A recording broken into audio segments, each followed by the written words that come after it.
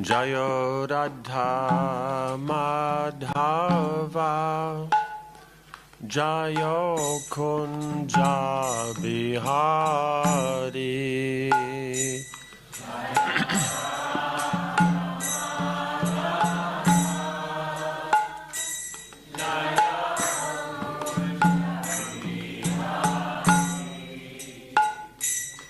Jayo Radha Madhava Jayo Kunja Bihari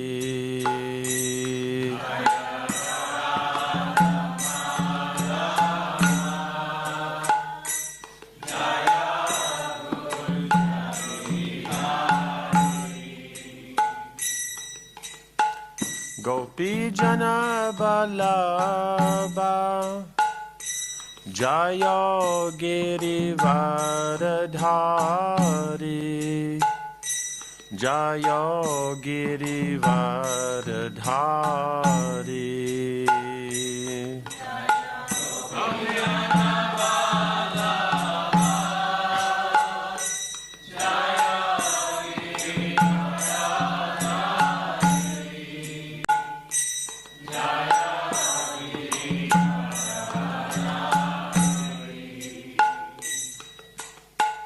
Gopi Jana Vallabha Jayo Girivardhari Jayo Girivardhari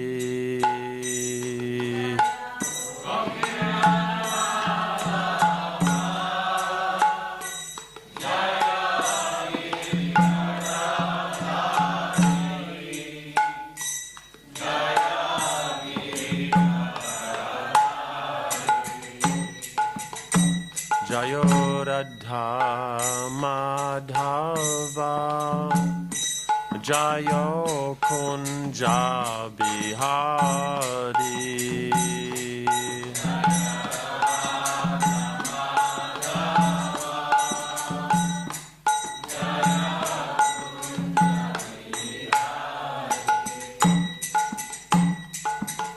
Jashoda Nandana Jayo Braja Jana Ranjana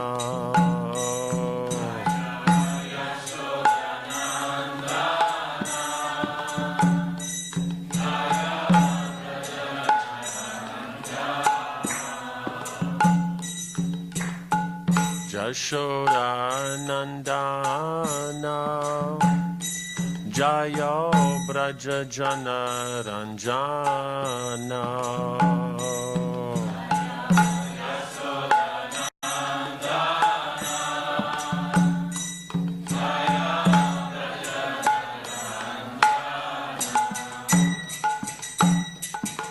Jamuna Tiravanachari Jayo Kunja Bihari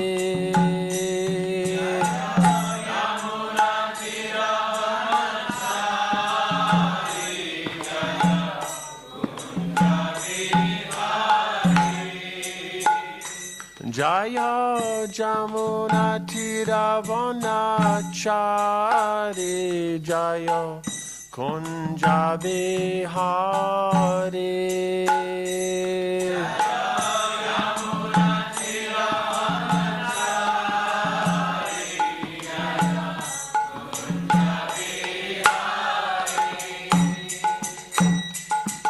Jamuna Tiravanachari Jayo Kunja Bihari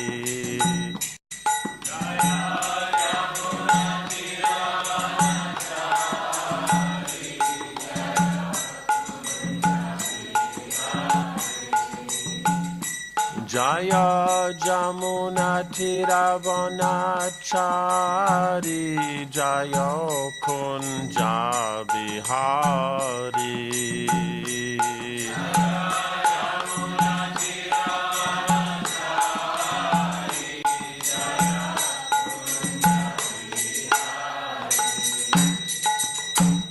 Jayo Radha Madhava Jayo Kunja Bihari.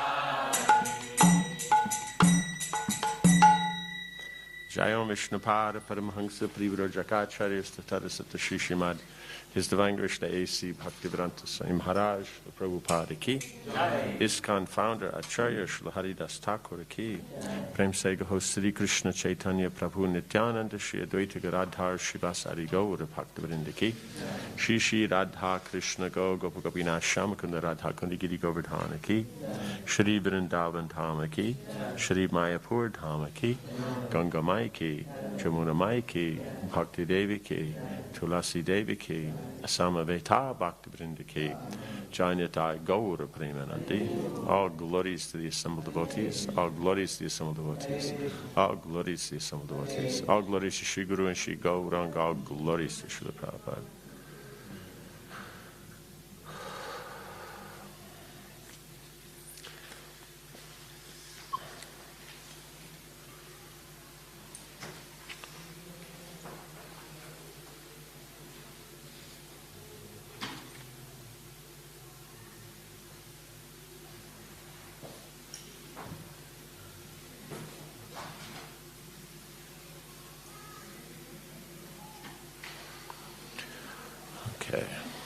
So continuing on text 5.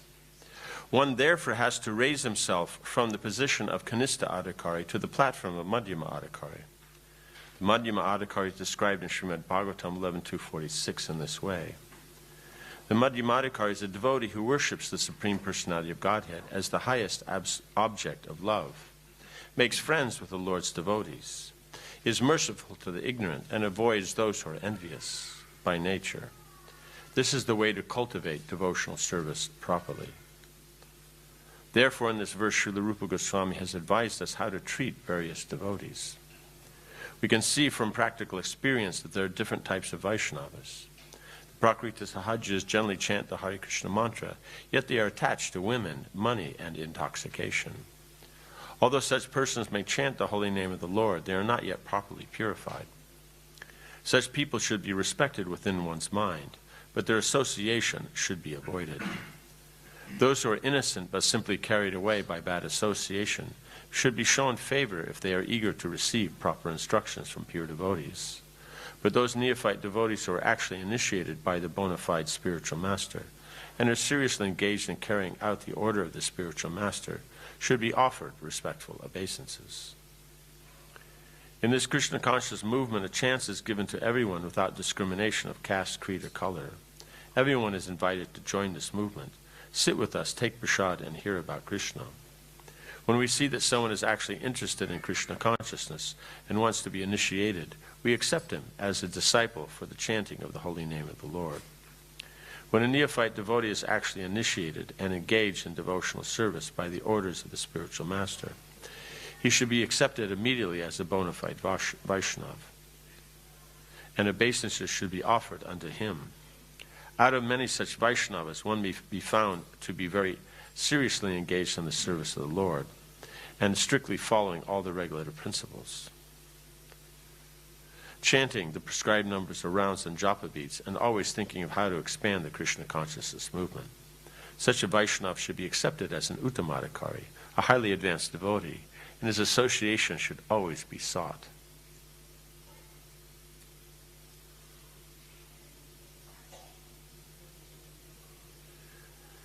So the acharyas, they give these very actual simple ways to understand the position of devotees. So that's an interesting point, because the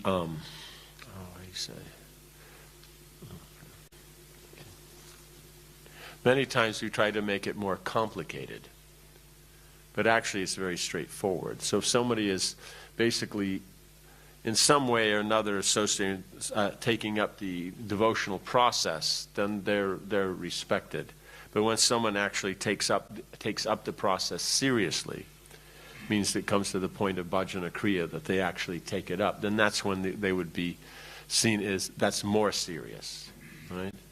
So then, and then it just gets more again. Then when that bhajana kriya becomes steady, instead of being unsteady, then again that's considered another step. Then as they develop through this, then they come to the point where they're always thinking how to expand the Krishna conscious movement. They're very steady, they're very strict, because that means it's not just that they're strict, but it means that ease of being strictness is there because there's no interest or attachment to enjoying the senses. Right? Because that goes down, starts to go with taste. When you get a taste in Krishna consciousness, then there's less interest in the material, because, you know, it doesn't compare. The Krishna makes a point by tasting the higher taste, then the lower taste is given up. It means we're making the endeavor to give it up anyway, but it's actually by pleasing Krishna by that process.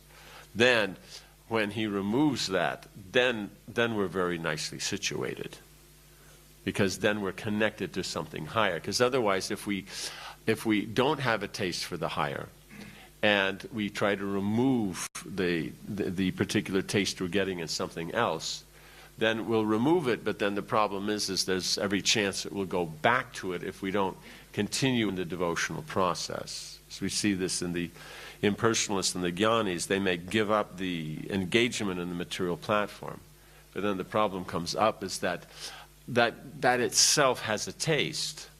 You know, the strictness and all these different kinds of things. But then at some point, then it's not so new anymore. It's not so special anymore. And then at that point, then it comes up. So then what are you doing for taste? Since the living entity has to have taste. Right? We're coming from the Supreme Lord. He is interested in rasa.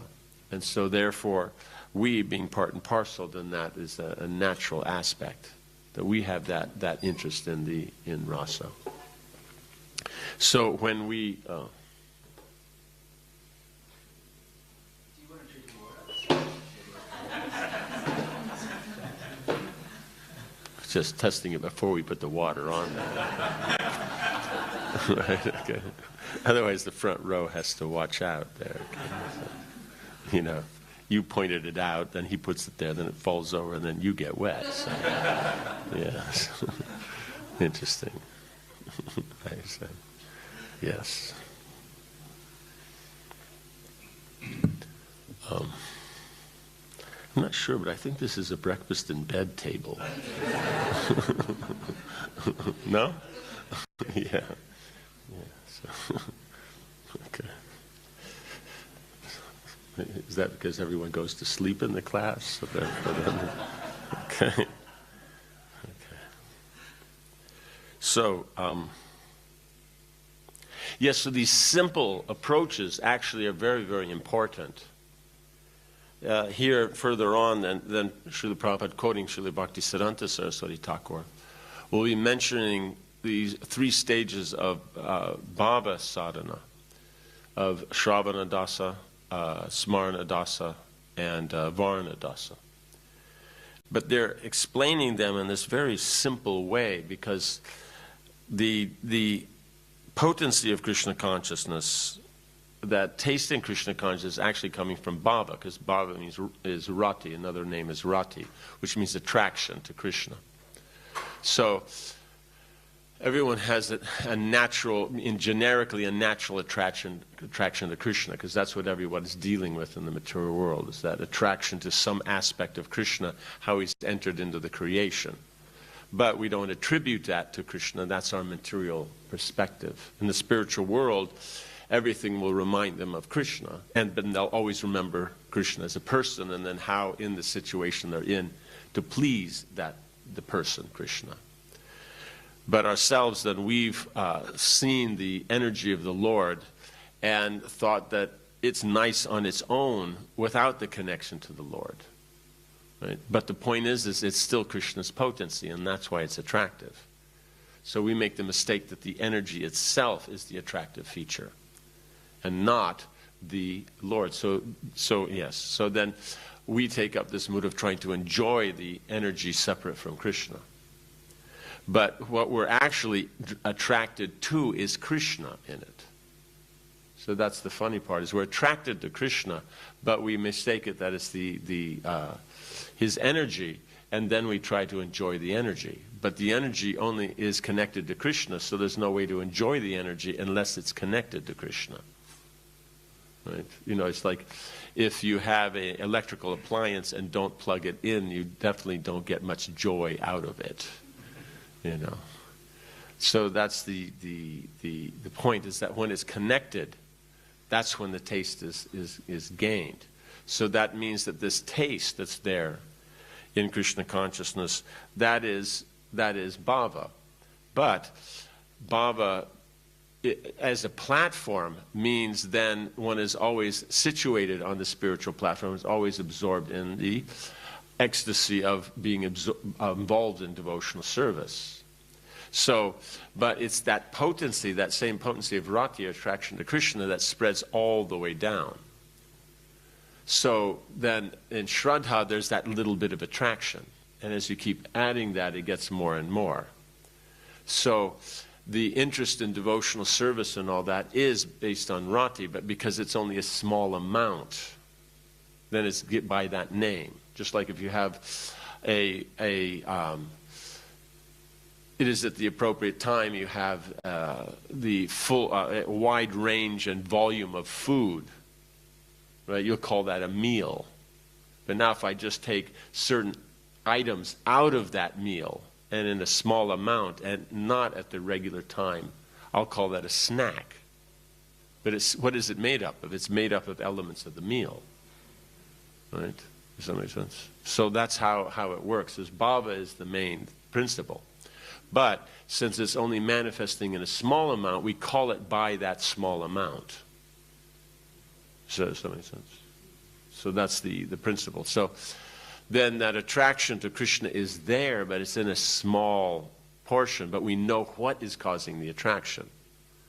So then Srila Prabhupada Bhaktisiddhanta Saraswati Thakur, they point out that Shravana Dasa starts from when we first hear about Krishna, and that starts to develop our faith. So then that hearing just keeps coming up until it goes through the stage of Kanishta Madhya up to the Uttam platform, where then we get ecstasy from hearing about Krishna. And then that then gradually then progresses to love of Krishna, right, to prema. So that's how it works. Then the second stage, of Varna Dasa, then we start to become accustomed with or adjusting to that aspect of being a servant of Krishna. So it's, it has that small aspect there, and that keeps continuing until we have our spiritual form, in which then we're adjusting and seeing how that, in the generic sense, that love for Krishna in that realm, and then the specifics of our relationship with Krishna is developed. Right? And then Smarana Dasa, where we hear about Krishna, and then, we, in certain situations or that we remember Krishna. And then that just continues up through the process until we're fully absorbed in Krishna always and never forget him. Right? Does that make sense? So it's those three elements of the Bhav sadhana that extend down through the practice of sadhana bhakti. Right? And then the higher elements of Apandas and Sampati Das, then they are not going to be extended, because then that directly dealing with Krishna and having inherited the spiritual form, so it's a permanent situation, then that comes there. So we have the, you could say, the beginning stage of bhava and the advanced stage of bhava. Just like in yoga, you have yoga rurukshu and yoga rudha. I never remember which one's which is the advanced and which is not. But the first stages, the first six of the yama, niyama, what to do, what not to do, then the asana, how to situate yourself, pranayama, then engaging the energy, pratyahara, pulling in the senses, and dharana, that focus. These are considered the lower level, even though by modern standards that would be very advanced. To be able to take the inward breath and put it into the outward breath so you stop breathing and it doesn't create a problem. That's an advanced stage. And you don't turn blue, right? So like that. So So up to there where you're focused, and that's all, you can just totally focus, that's considered, up to there, that's considered the beginning stage. Then being able to focus on, remember, absorption in the supersoul, or absorption in Krishna, until that comes to the point of samadhi, those two are considered the advanced. Does that make sense? So in the same way as we see this bhava has within it the more advanced and the less advanced. But when we say less advanced, for us, we need powerful binoculars and look straight up, and then you start to get an idea, right? So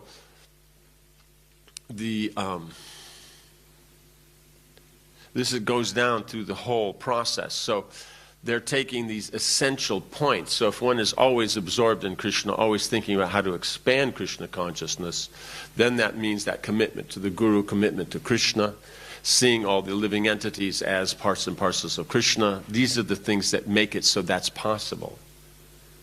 Right? So when this is the prominence, it's that simple, that then is the Uttama platform. Then the Madhyama platform, they are able to distinguish. They have that respect for devotees. They have that friendship for devotees. Like that. They're able to see the Lord, the devotees, the innocent, and then those who are not interested. Right? So, and then the neophyte then would tend to, there's glimpses of this now and again, but it's not steady. So that's the whole point. The Madhyama means these are steady, and the neophyte means occasionally they're there. Occasionally there's a taste and it goes away. Sometimes they're respectful, sometimes not. Sometimes they are kind to others, sometimes not. Sometimes they avoid bad associations, sometimes not.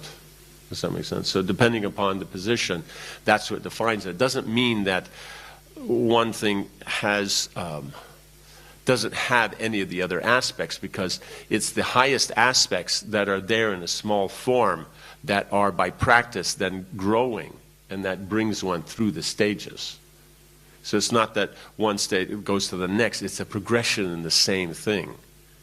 It's coming from the higher level. It's not being pushed from behind. It's being pulled from the top. So makes sense, because it's about Krishna's mercy. And so then that's how it's working. So these simple forms, then we have to accept them how they are. And then from that, apply them. And then you see that sometimes they're asking, like Prabhupada was talking about his disciples. I'm not sure when the year was. It was quite early, I think. I mean, it's early means 70s, not early in the 60s. And but he was talking about his devotees are all pure devotees.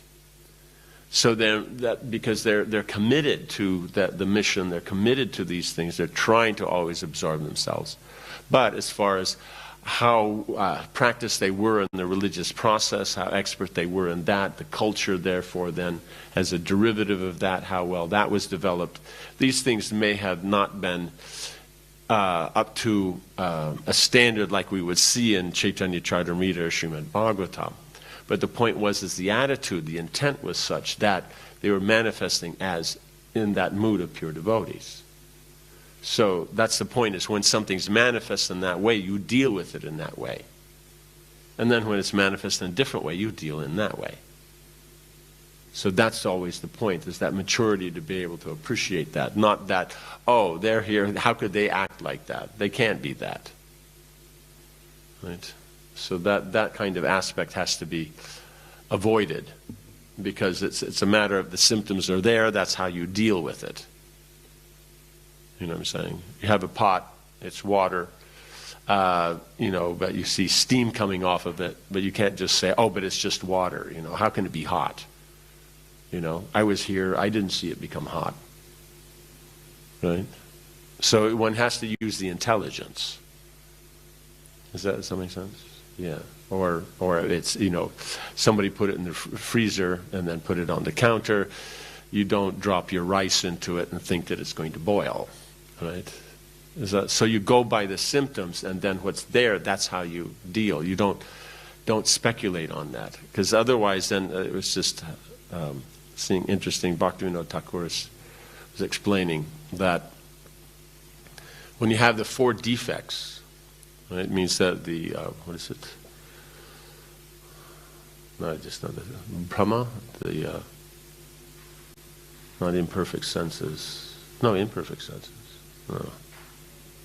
Yeah, so you have the imperfect senses, you have illusion, cheating. Oh no, mistakes is the first one. The first one's mistakes.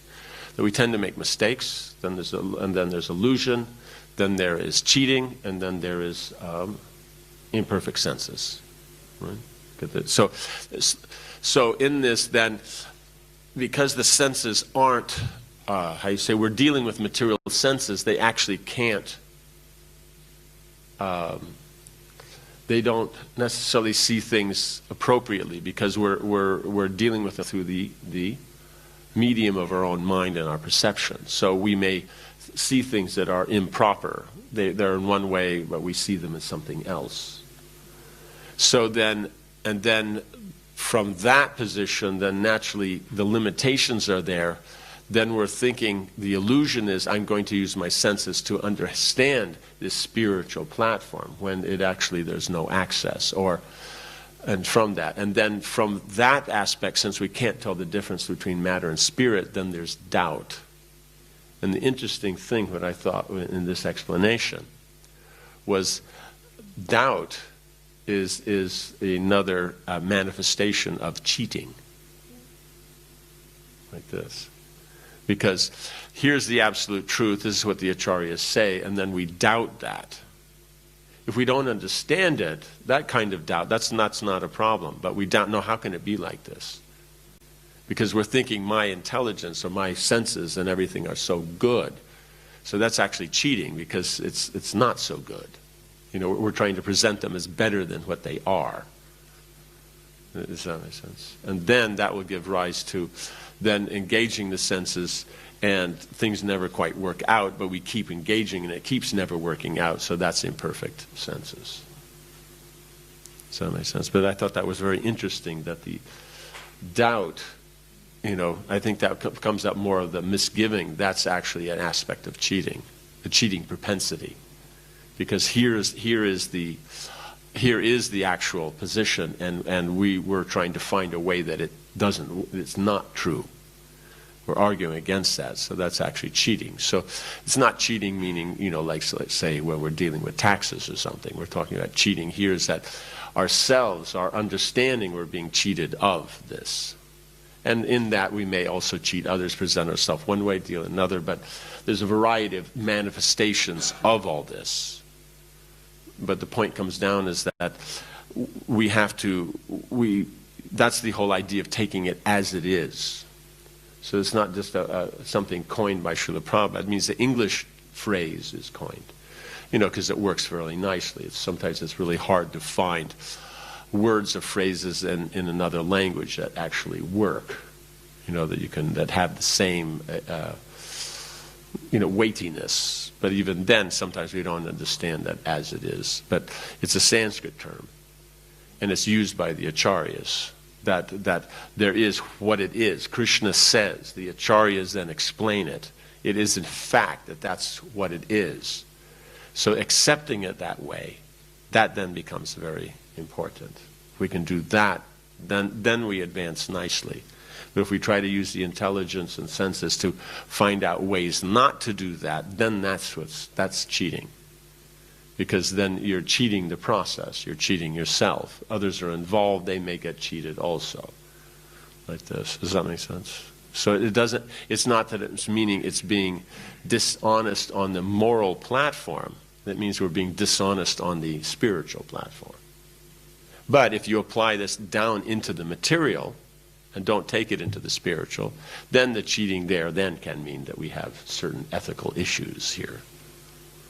Does that make sense? You know, because we make mistakes in our perception of something. We're an illusion about how we think it is, and therefore we're going to try to get it done in our way and this and that. So therefore there's the cheating aspect, and then no matter how much we try, it never quite works out because the senses aren't actually perceiving things properly. Right? Something else? You can throw all of those things in there. We're just saying these are places where it starts. You're categorizing according to what you're doing. You know what I'm saying? Just like we say, okay, we're saying that a wide amount of, and a full amount of food, then we'll call that a meal. If it's a small amount, or just they'll call it a snack. And if it's even less, we'll just call it like tasting, nibbling. You know, you have all these different terms. Now let's say I'm looking at it from the kind of cuisine it is, then you could definitions like that. If you're looking at the particular kind of meal, it's a formal meal or not, or does that make sense? So you make these definitions according to that. So here we're bringing out this aspect of how the mind, its perception of things through the senses may not actually be ideal. That's why we have to learn from the acharyas. So what I'm saying is when Prabhupada says things like this, it's actually this simple. We complicate it. That's the whole point. Does that make sense? So these have that effect. So always these are the standards. By that, then you define it. So if someone's in line with this, they act that way. Just like Lord Chaitanya, one of the I think the neophyte devotee. What's the term would be used? He does his chanting. The Madhyama means they're always chanting, and the Uttama by seeing them you chant. Right? That's the definitely you're inspired to chant. So then in this, then one can say is, oh, but you know, and then devotees walk down the street, you know, or they're doing Harinam, and people start chanting. So then by definition, that's the Uttam aspect. So even if they're not in that consciousness, let's say constantly, at that moment they are, because they're following the order of the spiritual master. They're out, they're doing the preaching, they're out doing the Harinam or things, whatever they're doing. And then at another moment, maybe they're not. But at that moment, that has that effect. So that's the point. You follow in the footsteps of the acharyas, then you have that same effect, even if you're not necessarily on there. So we have to know where it's coming from. So we can't just say, oh, it's not it's nothing, but it is something. Why are they chanting? They just see the devotees and they chant. So that's because of that aspect, because they're following. Yes. So, give another definition of this Kanishta Madhyama Uttama. Yes. One approach would be to try to take them all along to each other to say that they're the same. Other definitions given in the 11th canto. And then there's Lord Chaitanya with Chandrasekhar and Tapa Mishra who put at the feet the Mahava sannyasis with philosophy, so no one Kanishtas. Yes. And then one who has faith and can quote the Shastra. That's the Madhyama. The Madhyama, and then Uttama can't be defeated. right. And so you get these different definitions of Kanishta, Madhyama, Uttama with different criteria. Right. One approach would be to try to conflate them and just say they're all different aspects of the same, or one could be to say that it's the framework that's being used and different types of definitions, and according to those definitions we understand Kanishta, Madhyama, Uttama in different ways. Yeah. I would say is you'd use both. Because you can equate them together, but at the same time as when you see something that seems different, then that's what you have to look at. So in here, Chandrasekhar Acharya, he is one of the Lord's eternal associates, so you wouldn't put him as neophyte there. It means that he himself, being eternal associate, didn't bother to he's already absorbed in Krishna. He didn't spend the time to read the books, because he already knows Krishna. So just in his position, what he does, how he serves, then that scholastic aspect wasn't necessary. So therefore, when it came for an argument, then he, wouldn't know what to say, because,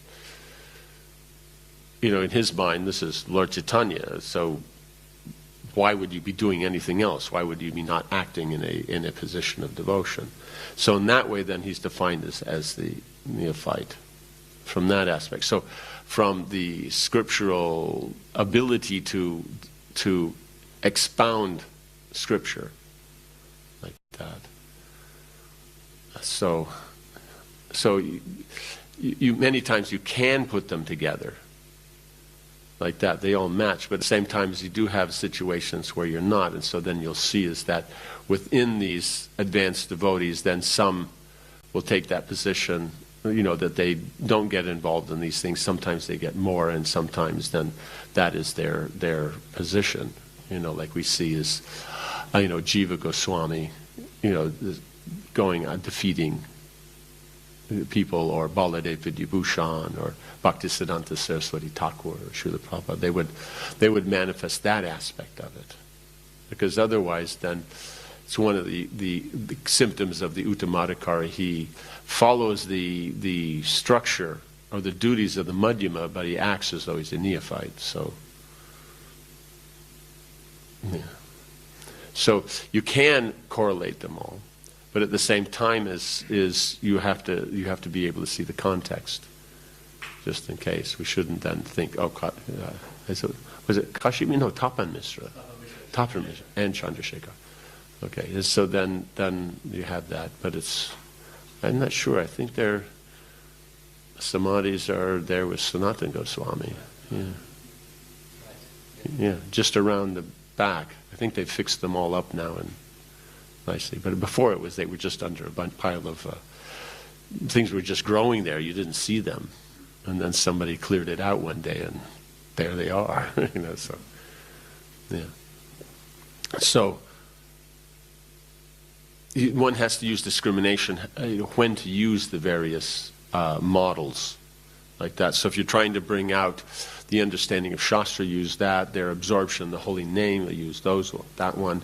And then, and what's the third one? We're doing faith. So we see as they have the Uttama faith, and that, absorption in the Lord that's there, but then that just means that they didn't worry about studying Shastra. And that may just be there, that kind. It doesn't mean that they can't discuss the philosophy. It's just that because they're dealing with, Varanasi Brahmins and sannyasis who pride themselves in their logic and their quotation of the scriptures. So if you couldn't quote the verse, they won't buy it, even though the logic is sound. So logically, he can present the whole thing, but just that he won't know which Vedanta Sutra, Upanishadic verse to quote to. But it's not that he doesn't know the thing. So just like that one, I don't remember his name, that one Alwar, I think it was the Alwar. He was took the position of a Shudra, and I think he dug that tank on the hill in Tirupati. He did it himself.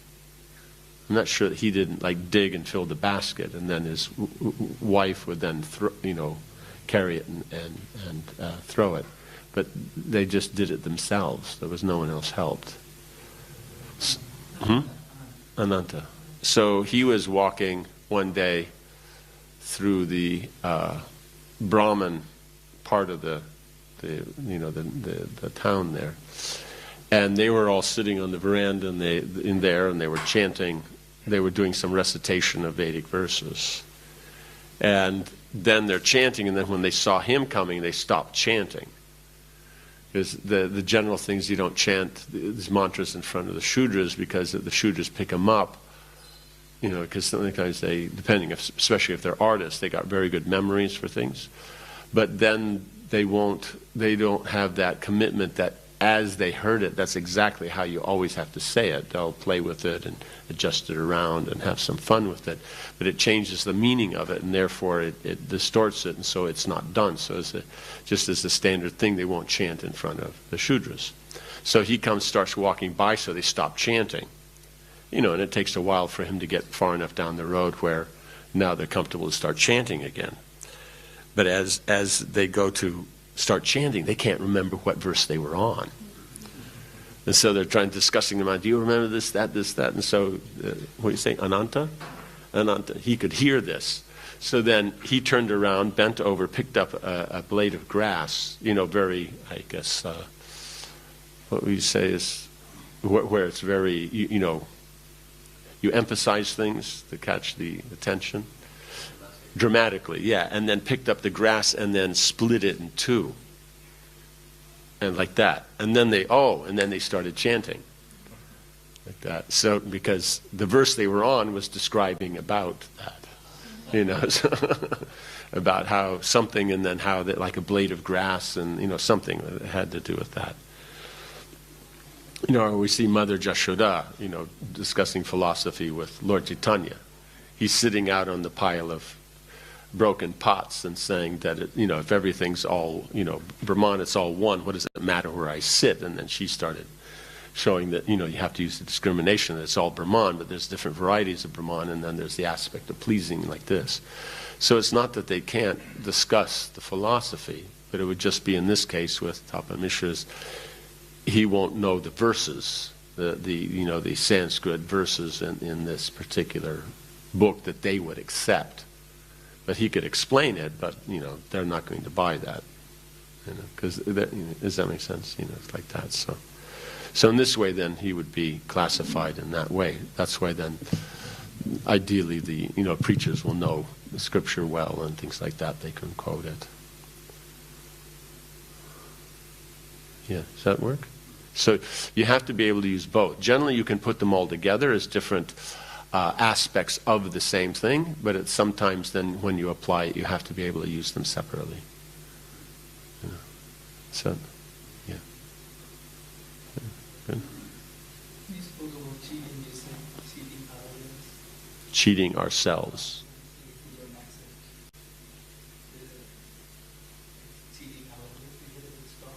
Cheating ourselves, is that strong? Meaning, cheating others is not strong, that's okay, but cheating ourselves, now that's taking it too far. Is that what you mean? Because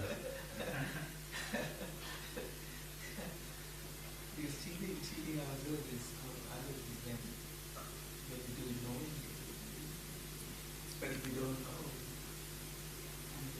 You don't know, but that doesn't mean you're not being cheated.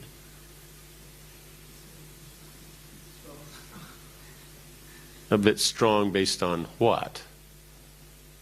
It means, see, if we're looking at facts, then how is it strong? If we're looking at it, our emotions, our material identity, and all those kind of things, then we can say it's strong. Does that make sense? So it's just a matter of, like we were discussing there, how you want to look at it. What's your position? Because the thing is that technically, this is the interesting point, on the general social status, by saying, if we deal like this, then we're cheating ourselves, many would consider that's actually a more gentle form than saying that, by your dealing in this way, you're cheating others. They would consider that the stronger form. So actually that presentation was meant to make it more mild. But if it just depends upon whether one is looking at one's personal position as the more central or the greater social position is. So depending upon that, then you could come up with, what I'm saying. But the point is that we're here in the material world already means we're cheating ourselves from Krishna consciousness, because why are we here? This is not the place for that, is it? Doesn't that make sense? Just like, let's say, the student, at the break, the recess, then they're with their friends and they get this wild idea, why don't we go do something like that? But then, then they don't go to the next period. So then technically the individuals are cheating themselves from that particular knowledge that they should be getting from being in that class. But they may not think of it that way, but that doesn't mean that's not what's going on.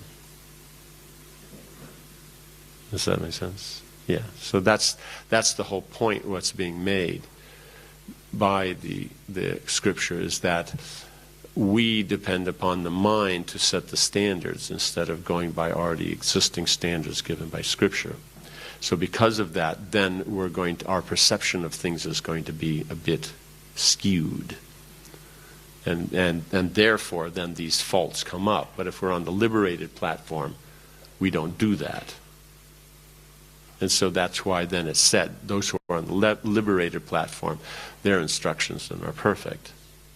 So that's why we follow in the footsteps of these acharyas, because we're not on that platform. But if we discuss what they discuss, try to practice that, give that to others, then they're getting the perfect thing, even though we're not perfect. Probably gives the example of the postman. Right? You still have postmen here? I say how you say the Amazon delivery man, or the pizza delivery man, or whatever. Yes. Yeah, the postman. It's not that the message that's being brought is his. It's just then he's entrusted to give that to you. And so if he doesn't add something into the envelope or take something out, does that make sense? He doesn't open it, take out the money, and put in a note that says "ha ha" or something. So he avoids adding and subtracting. He just, as it is, that's where it comes from.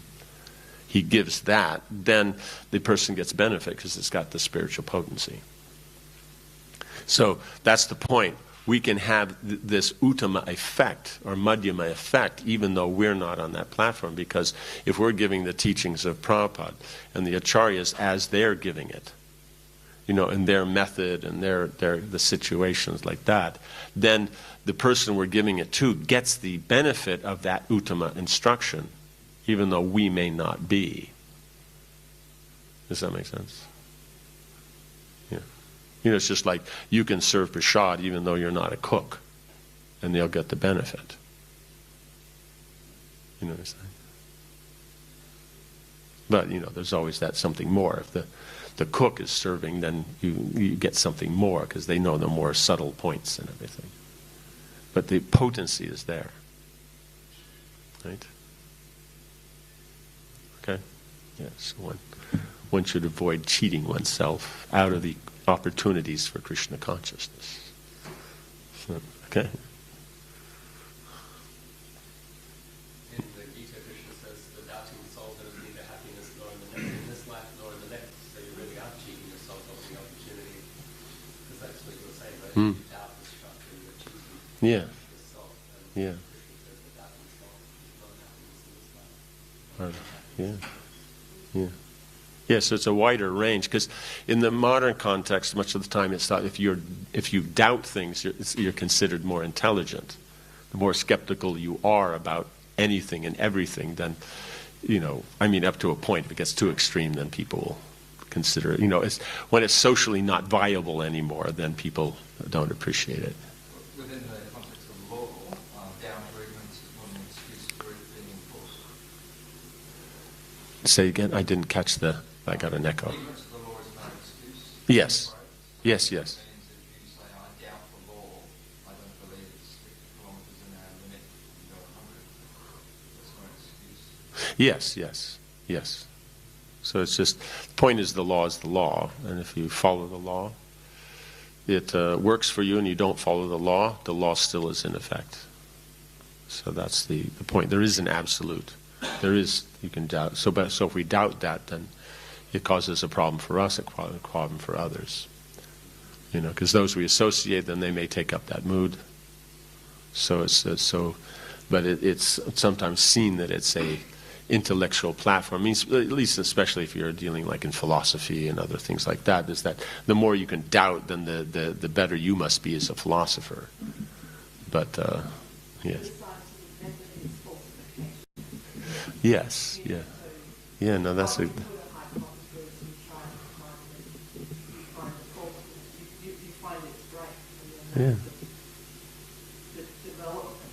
Yeah, but that's the interesting thing. That means whatever is there that's accepted by the Academy today, by the Academy's method, it must be proven false with time. So if anybody does find a weakness, then it's out. But as long as no one has found, then this is the absolute truth. And as soon as they do find, it's out. So It is a funny, so that's the whole point, is because we're in the material world, it's based upon these points of mistakes, illusion, cheating, and imperfect senses. That is, so whoever's better at it, then they're the higher up in the process. So it's not actually strange that it's there. It's just something to point out in comparison that then the intellectual field based on that doubting, because things can't work out or can't be good, or it's like someone's behaving nicely, so, where's the flaw? Where's the crack? When is it going to fall apart? When are they going to stop? And then as soon as they do, then, now we're normal, right? Rather than, that they're behaving nice and maybe that's normal, right? It's like... So it's a funny phenomenon, but that's because we're in the material world and we're trying to do everything with material senses, when the actual reason behind everything is coming from the spiritual platform. The soul is spiritual. The things they're looking for are spiritual. The cause of the material world and the reason for it is spiritual, is the Lord. And the whole idea is to gain knowledge of the relationship between ourselves and the Lord and go back to Godhead. But not seeing that, not perceiving that, due to the imperfect senses, then we're going to come up with something that doesn't match with the absolute truth, because as soon as you remove the actual facts from things, then what are you left with? Yeah, relativity. It's just like we say, okay, it's a marble floor and this and that, and talk about the qualities that are there, but then we get down and, there's a piece of dust in this joint here, and then that piece of dust is not found around here, so that must be something there, and then, but this is, it's been found in this place, so it must be that someone, wearing shoes that they had worn in this other place, picked up that dirt from there, and then had come, but within a short enough time that by coming here, then some of that would be picked up here, but then, we get into that and we take those as the real facts, rather than, we're not even discussing about the marble. So we're discussing about the material world, but about facts that may be there, but they're not actually the real facts that are going to benefit the soul, and therefore then it's imperfect, the cheating and these kind of aspects. So in other words, the cheating has more than just we're acting in an unethical way, because otherwise you say, this doesn't apply to me. Okay, I don't cheat, and of course I never make mistakes, and how I see things is perfect, so there's no illusion, and my senses are good. I perceive things better than anyone else, so we might think it doesn't apply to us. But the point is this is how the senses work.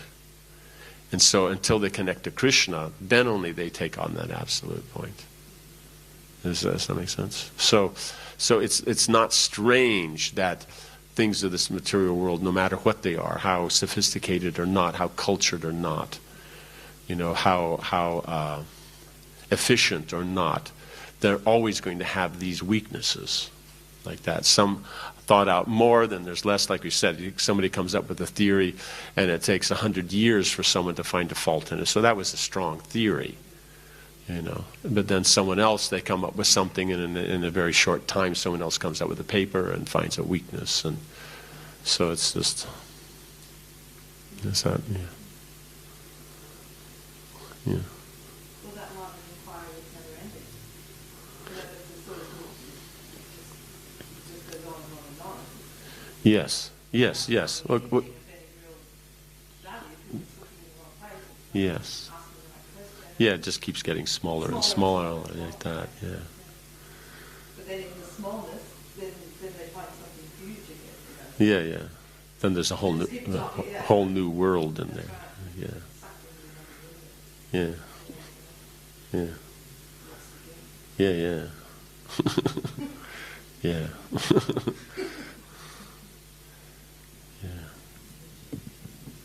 So that's the difficulty, is that the modes of nature will provide these opportunities to see things from a particular perspective, and that's your world. So in the Shastra, when it talks about the world, then it means that sphere in which you function, like that. We'll say, this is my world, or, or I can't relate to that, it's not my world, or, like that. So that's actually the point that is there, is you have a particular perspective, and then you also have the aspect that those with a general similar perspective are put in one locality, and then that becomes their world or their planet, or things like that, Is that... Yeah. Okay.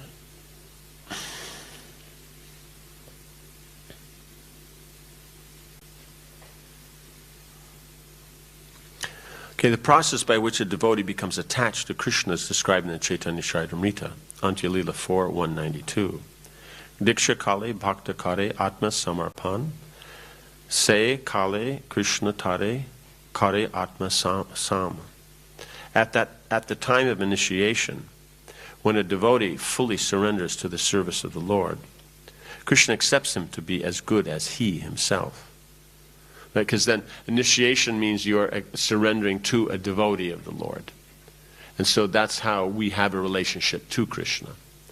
And then there's that fully surrendered to the service, then that means then the relationship or interacting with Krishna is full. So then at that point, then Krishna accepts him to be as good as he himself, because then he's functioning on that platform, valuing the devotees and doing service connected to the devotees always. So then when you take up that attitude, then Krishna considers it the same. Then that's when you can have that relationship with Krishna as a person. Otherwise, we're always having a relationship with the Lord on the Brahman and Paramatma platforms. Whether we recognize it or not, that's another thing. Whether we act properly within that or not is another thing. But to work within the Bhagavan then means we surrender the devotees, we follow the instructions that are given there, and the whole point of it is to do that to please Krishna. So that makes sense. Yeah. Diksha, or spiritual initiation, is explained in the Bhakti Sandarbha 868 by Srila Jiva Goswami. Divyam Jnanam Yato Dadyat Kuryat Papasya Sankshayam Tasmat Diksheti Sa Prokta Deshi Kaish Tattva Kovidai. By Diksha, one gradually becomes disinterested in material enjoyment and gradually becomes interested in spiritual life. So the idea is the Diksha, so there's that connection of the Diksha. But the most important point of the Diksha, because there's other points that make, is that the Diksha is the Siksha. That's the main part about it. So by taking Diksha, then one is committed that one will follow the instructions very nicely. So then following those instructions, then one becomes disinterested in material enjoyment and gradually becomes interested in spiritual life. That's the working element. Not that the ceremony and the connection and that the samskara doesn't have potency, it does. But it's the ongoing effect is going to be because of following the instruction. So that's why it has to be cultivated. It has to be. So that's the most important aspect. So then spiritual master is chosen by that aspect of one is inspired by the instructions. Right? So if they smile and you like, they smile nicely or something, that's not quite enough, at least everywhere south of the Volga. Like that, Yeah. No? We have seen many practical examples of this, especially in Europe and America. Many students who come to us from rich and respectable families quickly lose all interest in material enjoyment and become very eager to enter into spiritual life. Although they come from very wealthy families, many of them accept living conditions that are not very comfortable. Indeed, for Krishna's sake, they are prepared to accept any living condition as long as they can live in the temple and associate with the Vaishnavas. When one becomes so disinterested in material enjoyment, he becomes fit for initiation by the spiritual master. So that's the point, is one would say, well, how is this happening? How? Because it says that when you take the Diksha and all that. So he say here, by Diksha one gradually becomes disinterested, so we understand is the essential element is the Siksha. Because anybody coming in contact with Krishna consciousness is getting that Siksha. So then, as that Siksha has its effect, when it gets to this point where there's a disinterest in the material and an interest in the spiritual, then this diksha in the form of siksha is formalized as the diksha ceremony. Does that make sense? And then siksha continues. Because the diksha ceremony, that's done that one time, right? Unless, of course, you're in Italy. But so it's done this one time, and then it's continued. It means siksha got you there. Siksha will take you beyond there. So that's the whole point. Because the siksha is the dynamic point. The diksha is to formalize so that we have that commitment. Does that make sense? So when we're on the liberated platform, then the diksha actually consists of simply receiving the siksha. Like we see Lord Chaitanya and the 6 Goswamis. He simply instructed them. Taking that instruction, they're initiated. So Prabhupada says many, many times, direct disciples of Lord Chaitanya. He doesn't say, well, they were siksha disciples, but diksha. No, they're direct disciples. Like that. But they just heard, because on the liberated platform, there is no cheating propensity. You don't have the imperfect senses. You don't have these problems. You don't have the conditioning. So hearing the transcendental subject matter and taking on that mood that person has, what's to get in the way of doing that? Because you can differentiate between what's a higher position and what's not. There's no illusion. So then one naturally then advances in that association. So on the Bhagavat platform is the Diksha platform for those on the Uttama platform. But when we're conditioned, then the Pancharatra gives the Diksha process. Because then there's a commitment. So even though we may sometimes not see things properly or things like that, we will be committed to the relationship. It's not that, today we're talking about this person is our spiritual master and everything like that. And then tomorrow we're talking about someone else. Well, weren't you initiated about that? Oh, there's like this. But the ceremony's there, you're there, it's all happening. And so it becomes very obvious that connection is there. Does that make sense? So that element of that diksha is one, that connection is one. That's very important. Though siksha will have from so many people. Because like in the spiritual world, you'll have the person that you're connected to them. That's what connects you through all the way back to the Lord. But instructions that you're receiving on devotional service, engagement in devotional service, that's happening from so many devotees. So that same principle then is here. The Diksha Guru is one, the Siksha is many. Is that? Yeah. Yes. In relation to what you were just explaining, did you say something about Sadguru? Sadguru. Sadguru. Sadguru. Eternal spiritual master. Yes. Is it one person? Is it many? Is it the Diksha Guru or the Diksha Guru? Like I said, depends where you're from. Yeah. The principle is Krsna is the guru. And then representing him, then you have Lord Balaram and Srimati Radharani. And then from there, then all the lines come down. So in one sense you can say, so that's why you can say the aspect of guru is one, because it's all representing Krishna, there's not something else. And so then in Haridas Thakur explains, when he's discussing with Lord Chaitanya, then he mentions on the, I think it's on the 3rd verse,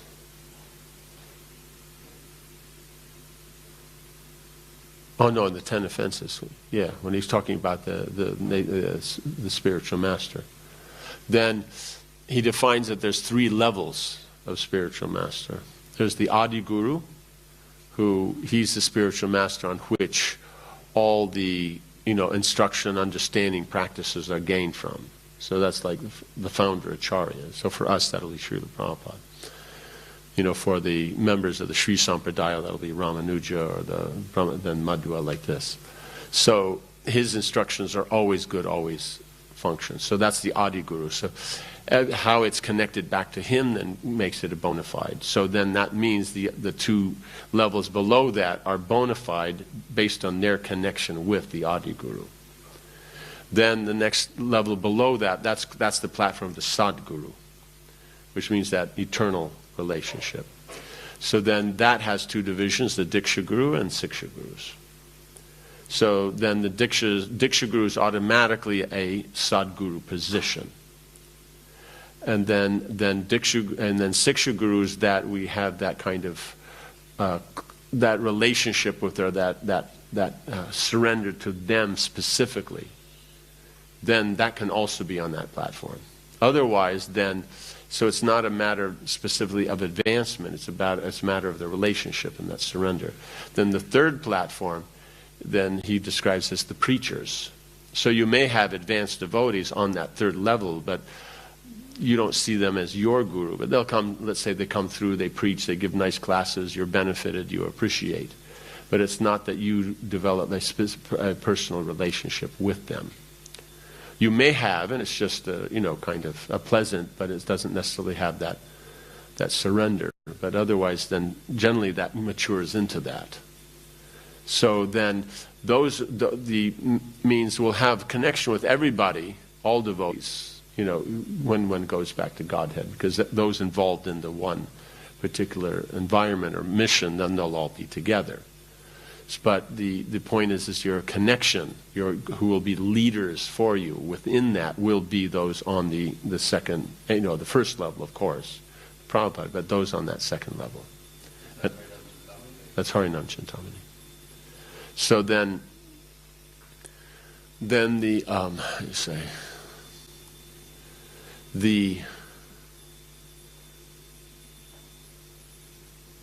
so you may have someone who's technically more advanced, who for you is on the third level, and someone who may be not as advanced in comparison, he's on the second level. But the relationship then is eternal. Now, if that person gives up that position, they're not, let's say, keeping themselves in the fire of Krishna consciousness, then that might be, others will take that position. And so then they won't necessarily be functioning at that level, so the benefit's not being gained there. But the point is you maintain the connection, then if you advance, then they'll get the benefit. That's the whole beauty of the devotional process. It works either way. Like Dhruva Maharaj's mother was his Vartma Pradarshak guru. And she put him on the path and explained things. But then by the instruction, and by that, then he met Narad Muni, who would be the Sadguru. And then he advanced up to that Uttam platform, but even though his mother was at a lesser platform, because he had that connection with her and she with him, therefore, then she also, him going back to God, they got the same benefit.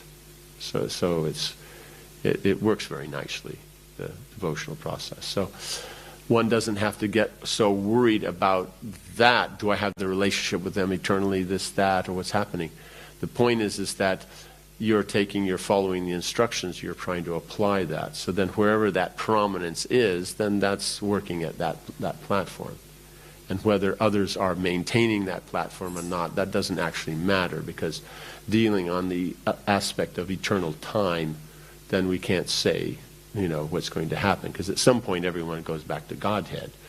And then since that relationship is there, that can continue. So that's why generally it's said Diksha Guru is one.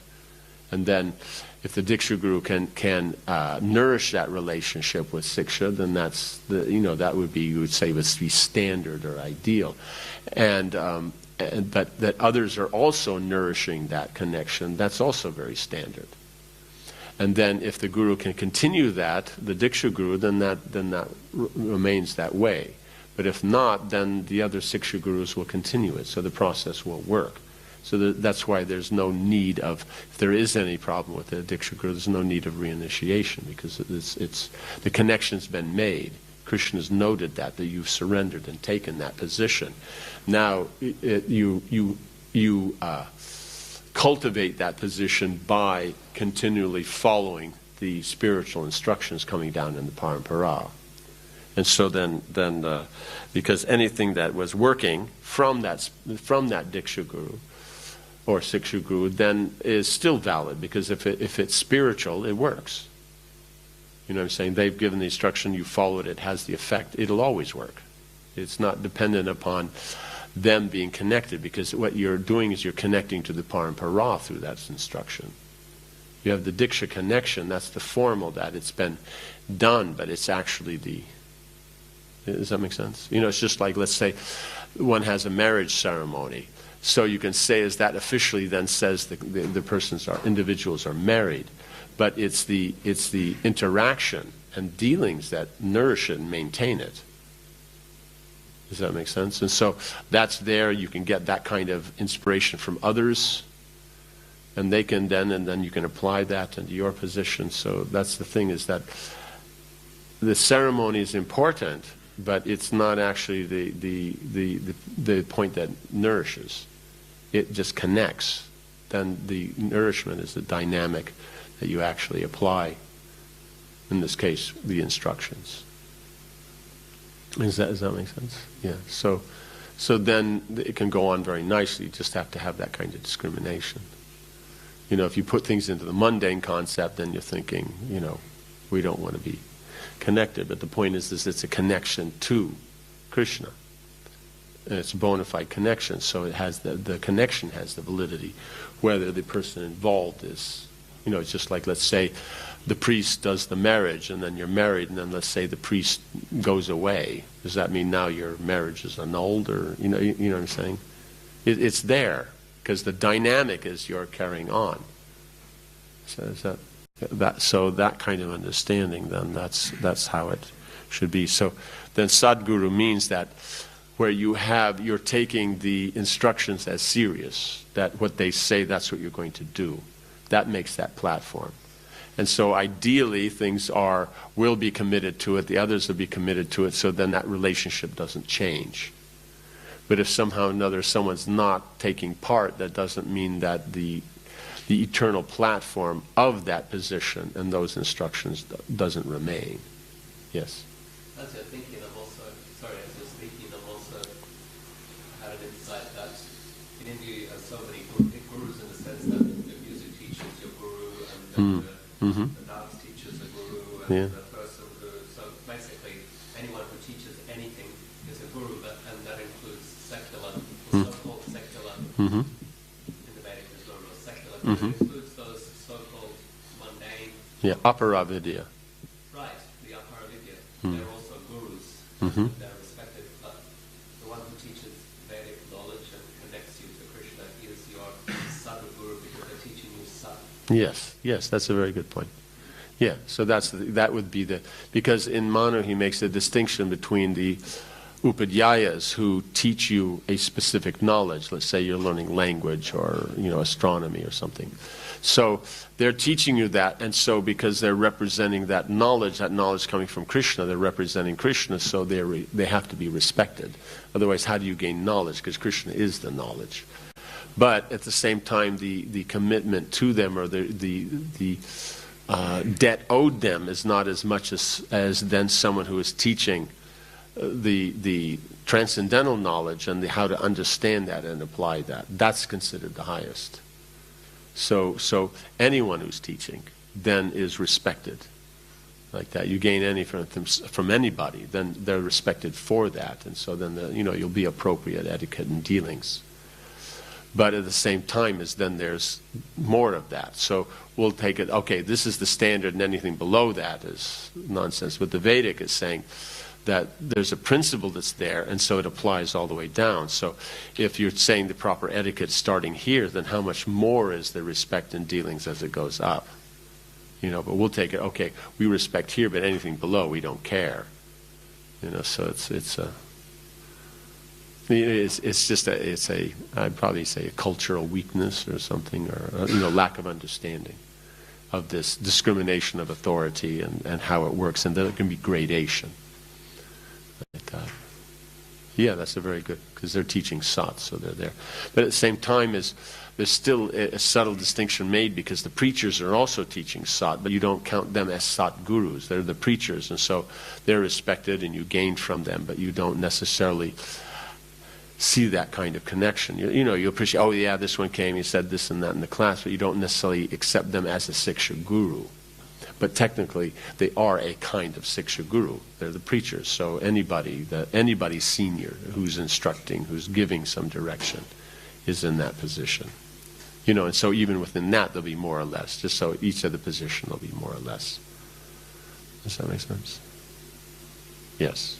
Back to the initiation process, even the Guru falls down the path of Krishna consciousness, so it doesn't require the initiation. Even if the Guru falls down. Okay. No. It doesn't require. See, is basically speaking, is that when you tend to look at things more from the environment of your conditioning, then there's the idea of the quality of it is what's important, not what it represents.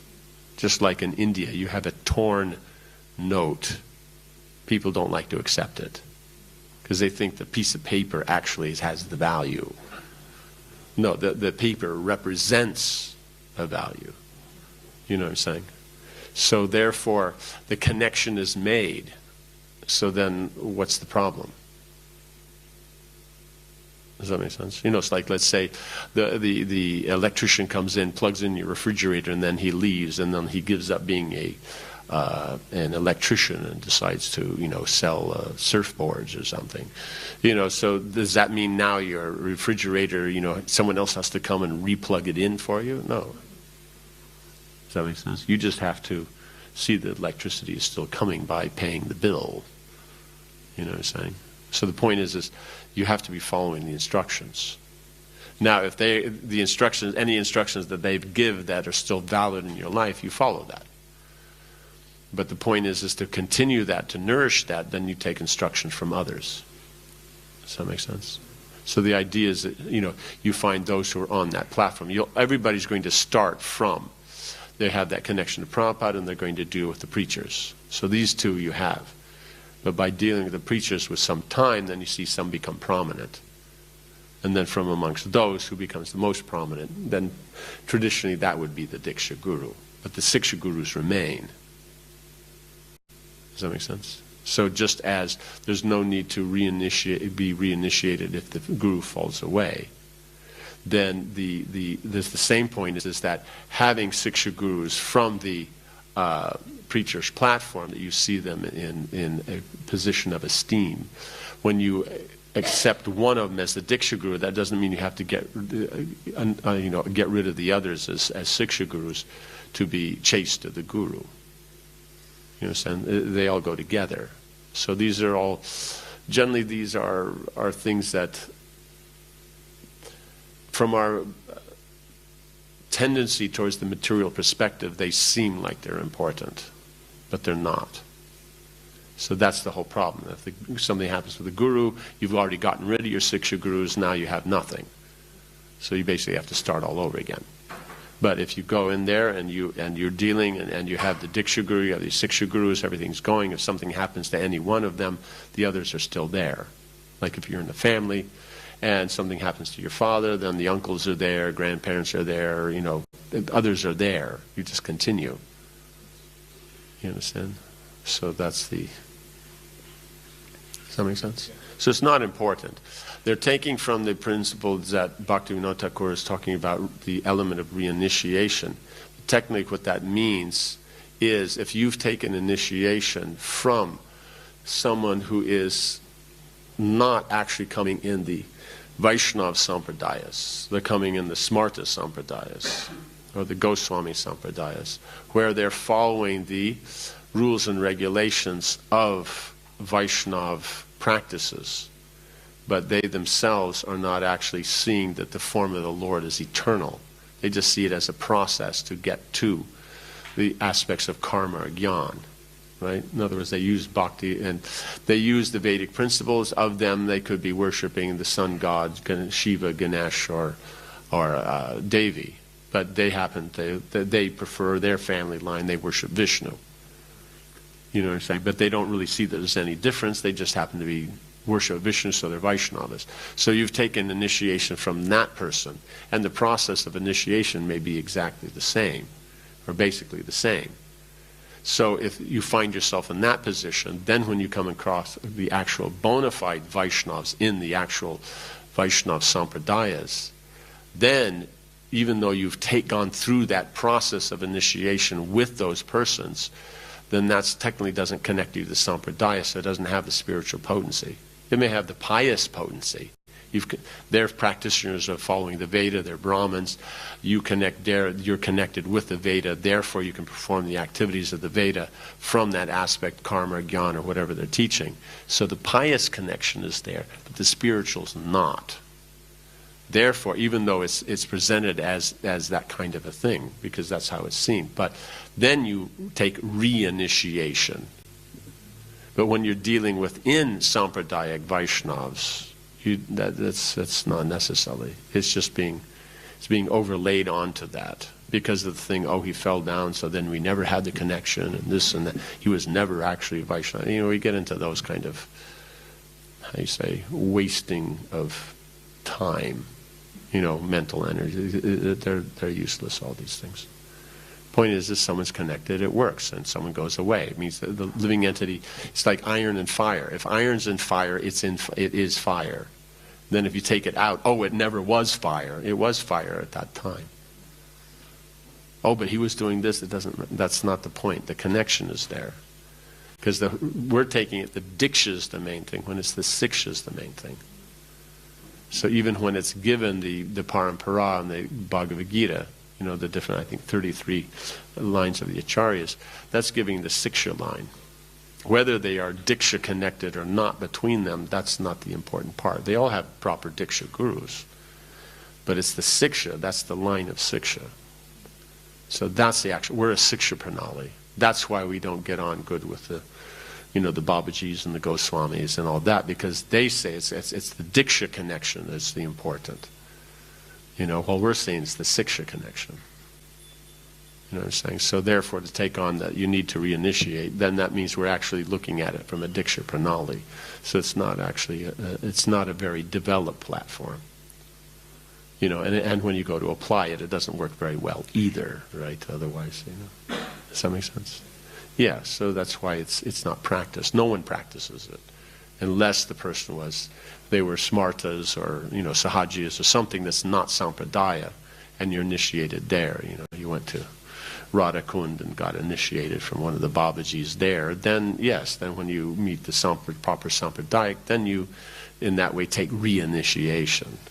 But if it's already within the sampradaya, there's no need. No sampradaya says that there's a need. The person fell away, you continue with one of the other gurus. The siksha. You know what I'm saying? Does that make sense? Yeah. Is that good? Anything else? No?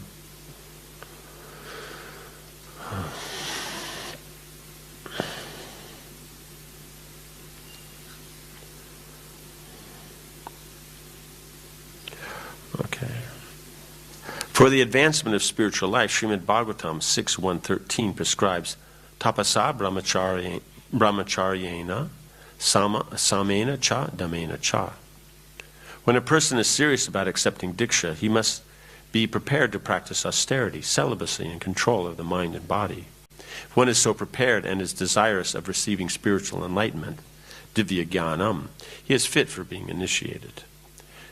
So in other words, it's a spiritual consideration. It's not a social consideration, or all my friends are, or it'll be more prestigious if I am, or these. That's not. It's a matter of a spiritual commitment that one wants to commit to spiritual life, and one is willing to take up those practices that are favorable for.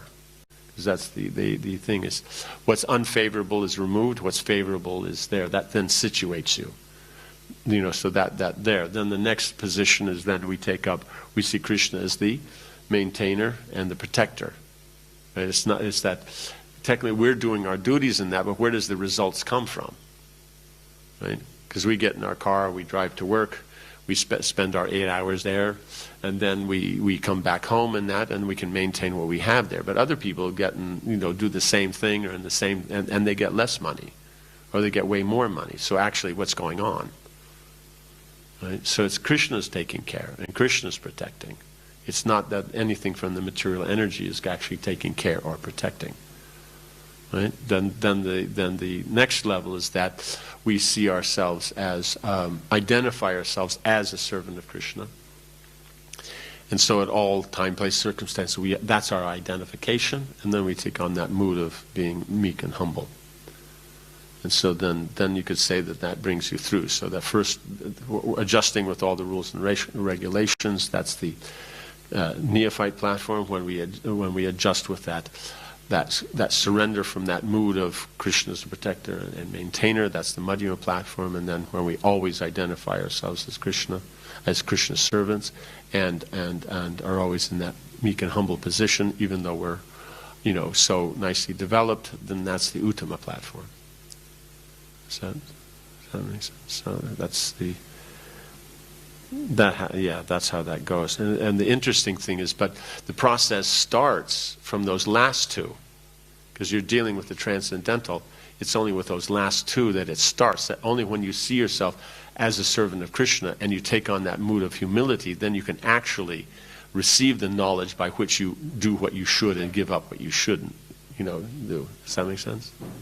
So that's the point, is that it's like the process. The holy name is the topmost, and it's only by chanting we can qualify ourselves for the Pancharatric Diksha, which is technically a lower level of spiritual development. But we're not on that level. So by the holy name, we're able to take up the process, surrender the process, take Diksha, and then come to the Uttama platform. So that's the interesting thing, is that yes. Okay, so we'll end here. Jai. Srila Rupa Gosvami Padaki, Srila Prabhupada ki, Samaveta Bhaktivinda ki, Jai Nitai Gaura Premanandi.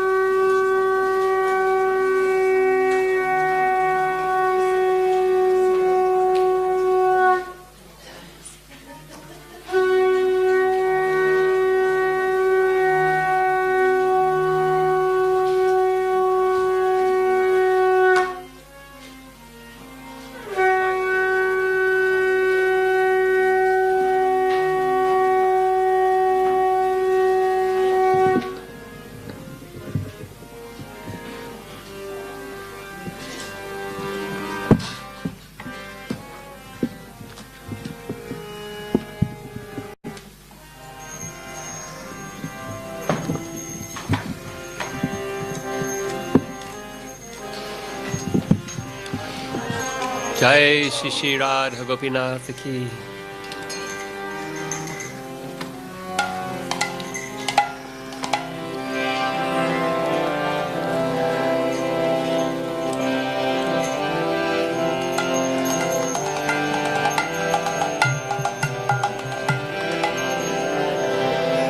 Namam Vishnu Padaya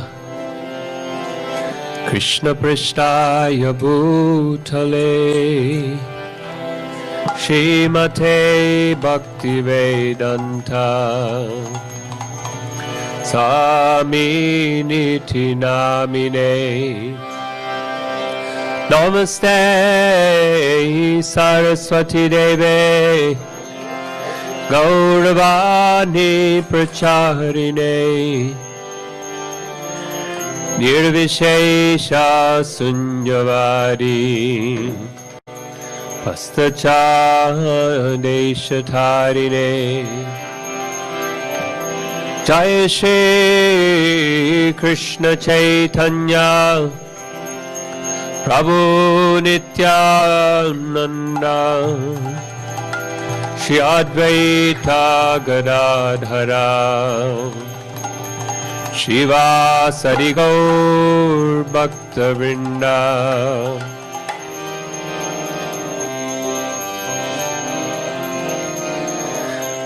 Hare Krishna, Hare Krishna, Krishna Krishna, Hare Hare, Hare Rama, Hare Rama, Rama Rama, Hare Hare,